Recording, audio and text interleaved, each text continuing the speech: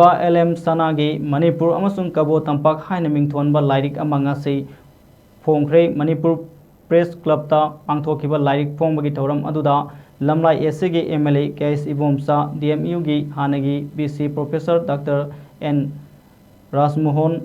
Dada Saheb film पुरस्कार doctor R.K. नयन सना नसिंगबा मरुइबा मिथुंगलेन सिंह ओइना सरुक याखी थौरम मरी लेनना लाइरिक असिगी अईबा L.M. सनाना पाउमी सिंह फोंदोखिबदा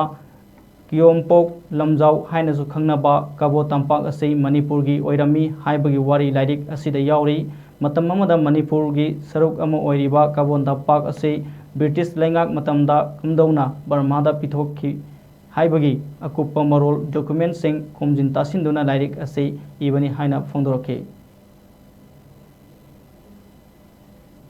अखोगी मतम सिगी नुपी मयाम सिंगसिना आदि लेरिबा मपुरोइबना लान चखरकांदा मागी लेरिबा सिफाई मयाम अदुगी तोलोपीने बचाना थकनबा लेतबा अदुदा थकनबा लेबाकता लान तौरगा नुपी मयाम अदुदा पैसा अमसुंग चाना थकनबा खोमागा मागी लामी मयामदा पिजबा पिथकपा